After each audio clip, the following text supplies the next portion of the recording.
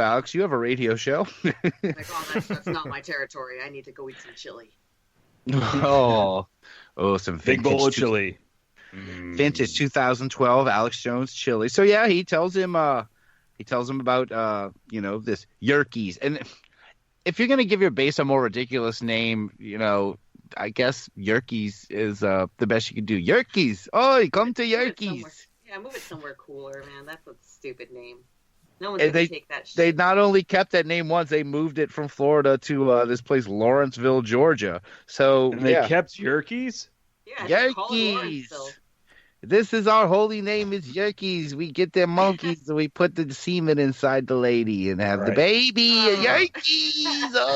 Oh, Yerkes. Oliver Yerkes is crazy. Kill that baby. He's a monkey man. Okay. All of your Yerkes belong to us.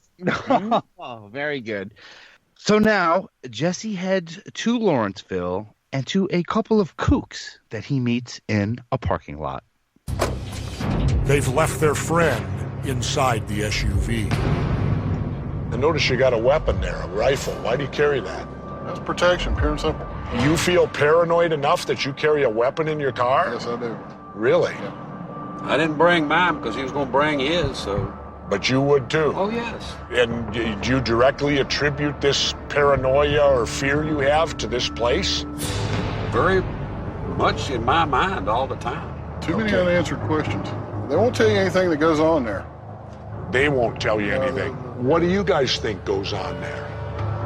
Must be something really, they don't want you to know about, or they wouldn't be so secret. You can't even walk up to the fence unless they try to run you off. And I used to hunt around there. Really? Have you heard of any of these primates or monkeys ever escaped? One escaped a few months ago.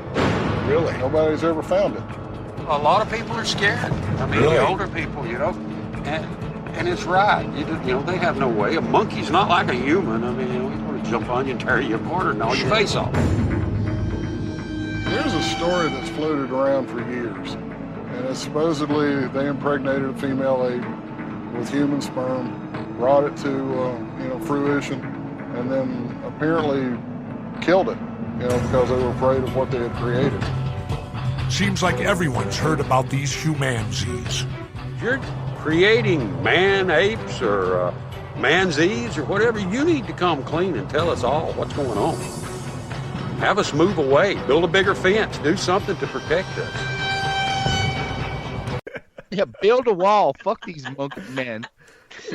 So, since this is a not a visual medium, I just want to paint the picture. They are in a parking lot, and these are two older gentlemen that have a gigantic rifle in the on the dashboard of their car, which Jesse points out. But I don't know about you guys' local towns, but my town does not have some great rumors like these guys have about monkey manzees and pregnant apes running wild. I like how he says, the older folks really don't like it. It's like, no shit, because I actually read the newspaper. Yeah, they're trying to go to sleep. Well, I mean, yeah, the older folks had problems with, interracial relationships. So, of course, they're not going to take too kindly to some chimpanzee looking with people and bringing a child to fruition. That was what made me laugh, was how they called it. It came to fruition. Like, who describes a pregnancy like that? Dude, I just want to say, there's something that's been bothering me about the Humanzee episode so far. It's a little nitpicky. Is that human beings have 23 chromosomes and chimpanzees have 24 chromosomes. We can't interbreed with them. But you don't know that. That's what they want you to think. I know. That's mainstream science. Yeah, what are you, a sheep? Yeah, no. And I'll flat earther. I'll back you up, not on that, but on the what you're saying about the chromosomes. That Oliver character they talk about. Yeah, I've seen pictures of Oliver, the so-called Humanzee, and yeah, he looks weird, but if you read anything about him, he's lost. Oliver the Humanzee? Yeah. Sorry, I missed that part of it. Was that something you just played? No, this was earlier. Earlier they talked about Oliver as a weird a chimpanzee that stood on both legs and walked, and he had human features, but he was just a chimpanzee that had... He's a chimpanzee. He has a man's face. They checked his DNA and his chromosomes and everything, and yep, he was just 100% chimpanzee. He was not human at all. Oh, so what a shock. Yeah, he was just a special. He was just a special breed. Like when they ended up doing the test or whatever and the investigation, he was just a special breed of chimpanzee or something like that. Okay, so I could see that actually kind of making more sense then. Like I understand the weird, scientific conundrum of the number of chromosomes not matching up. He walked on his back feet, so that's what was tripping everybody out. Was that he walked on the back feet? No, he wasn't a big deal. So now Jesse and his son, they arrive at the Yerkes base and sneak around the back to try and find how they can keep the chimps inside. But they are not alone. Well, no, for the most part, we got dual barbed wire. As you can see, it's going in and out. Yeah, but if you're a chimpanzee... Well, it's not done for chimpanzees. So that's what I'm saying. The only way they could stop that would be to dome it. Right. Because a monkey can climb trees. So you could climb up any tree, and he could go tree to tree to get out of here. This is here basically just to keep anyone like us from getting in. Then we realize we've got company, just like when I met Chris DeRose. Whoa! Got my eye on you. We're being watched. Get him on film. Was he running off on me now? Probably. You're photographing us, we're photographing you. Oh, there he is. I figured we'd return the favor. We'll film you, too. So you live in the neighborhood, huh? I don't live in the neighborhood. I just help them out with their neighborhood watch. You help them out with your neighborhood watch. Why are you here today? Because you're in the neighborhood, and it's a little odd to have a TV crew and people wandering around. Clearly, we're not here sneaking around with TV cameras. We're right out in the open. And you've already photographed us. Why do you continue to photograph us? So I have it all here. Because if people you have no idea. You don't work for Yerkes. No. You just work for the neighborhood. You can tell I don't believe a word you're saying. It's up to you. I'm sure that's no problem. That's the biggest bull story I've ever heard. What a bunch of bull. Oh, why can't this be an HBO show and him say what he wants to? Yeah, that totally sounds like a TV. The biggest amount of bull story. So what happens when you find a stranger in the Alps? Oh, so I like Jesse's assertion that you can't keep a monkey in here. Monkey can climb trees. He can jump from tree to tree. You need a dome. It's like, all right, Yerkes does not have the budget for a fucking dome, Jesse. Like, calm down. How much do domes go for these days? What are you talking about? Why do you know so much about human chimpanzee hybrids? He's like, listen, I ran a chimp prison. I know what those guys can take out. I know what they can get out of. But it does make a point. I mean, if a chimp does get out, that fucking fence isn't keeping. This fence isn't to keep them out. It's to keep us out. So yeah, weird. This guy. A chimp gets out of commissary in prison. This guy almost reminds me of the weird guy that the Mountain Monsters came across, who they blurred his face out, and the weird guy who. One of the Lost Seven. Yes, the guy who they thought was Timmy. Or whatever, Rob. Thank you for bleeping that. Thank you for bleeping that out. I'm so sorry. I didn't mean to say that. Sorry. We're not supposed to say the names, even though we know him. Yeah, he reminds me of one of those guys. They've got his face bleeped out, and he just pops up from like the hedges, and he's like there filming them while they're walking. Like, what's this guy doing here? Why is he filming me and Ace Tyrell? This is not good. So he gives this guy the business. This is so funny. The guy says he's from the neighborhood watch. He's like, you live in the neighborhood? He's like, no, I just help with the neighborhood watch. No one helps with anyone else's neighborhood watch. That's not. Speak for yourself, Russ. Sometimes I have a lot of extra time on the weekends, and I'll just drive around to neighborhoods that look like they need my help. Also, it probably depends on how big your neighborhood is. Like, I mean, it's real small. Cities like, Drea and I, like we live in like major metropolitan areas. Like, our neighborhoods are pretty fucking small. Like, my neighborhood is only like a couple of blocks before someone's like, no, you don't live in my neighborhood. You live in the other neighborhood. I'm like, so Dre and Jude go 2 towns over, and if they see Razor Ramon and his son sneaking around, or we try to help them.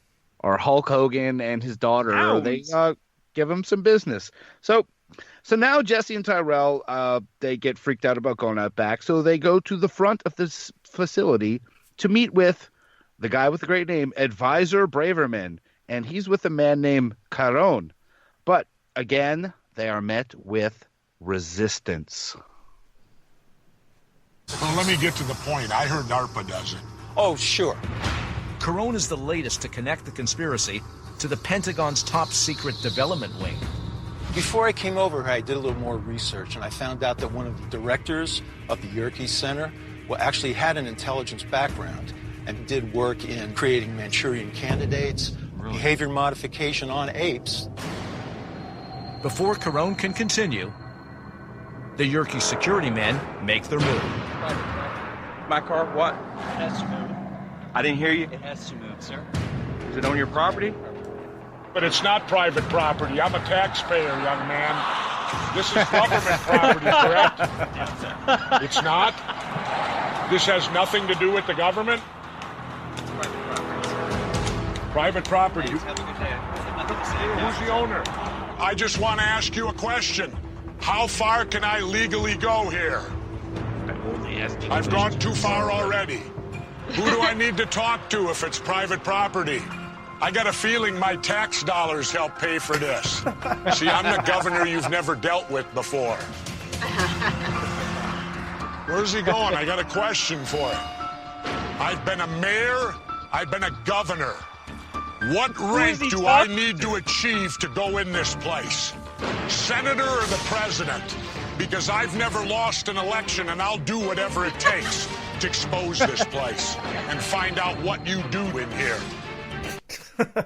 Granted, Yes, I've only Jesse- been in one election, but I want it. Jesse 2020, him and Braverman. No, I'd vote for him. yes. So he's And Jude, you asked that who he's yelling at. This is a guy who just asked. He asked Braverman to move his car because it's private property, and Yeah, that, that's what it sounded like. Is it a security guard at the monkey facility, pretty much?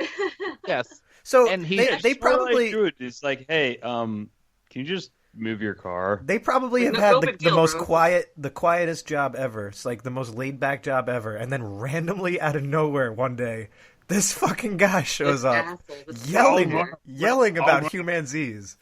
I'll run a presidential campaign to stay in this parking spot. I've never lost an election.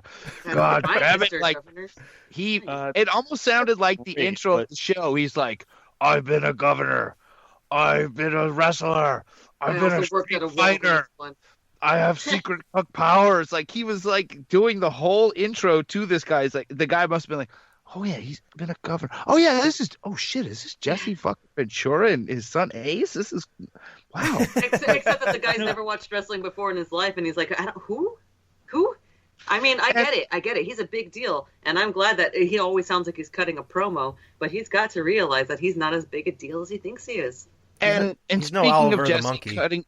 speaking of Jesse cutting a promo, I meant to mention this earlier, but I just want to say 2 words, and that 3 words, and that is R.I.P. Mean Gene. He was a big part of Jesse's career. Yeah. He's gone. We miss Mean Gene. If you're an old fuck who loved Love wrestling, him. Oh, Mean yeah. Gene. Pour one out We will. So now. So Pouring one out. during this whole weird exchange, a new player emerges in this saga to help the cause. Then, amid the chaos, a car comes speeding toward them. Governor, may I have a few minutes of your time, please? I'd like to talk with you. Jean Barnes may sound like a nice woman, but she's a fierce crusader against Yerkes. She's exposed horrors here, like the lab assistant who died of the herpes virus after a monkey spit in her eye. What? What do you need from me? I came across an article, and it was about Jeffrey Bourne, and he is one of the former directors of Yerkes. Dr. Jeffrey Bourne, the man Jack Caron alluded to. Jeffrey Bourne allegedly led the CIA's secret program to create brainwashed assassins. Many believe Robert Ludlum's Bourne identity was based on his work. Bourne ran this place for 26 years. He also wrote his own non-fiction books, like The Ape People.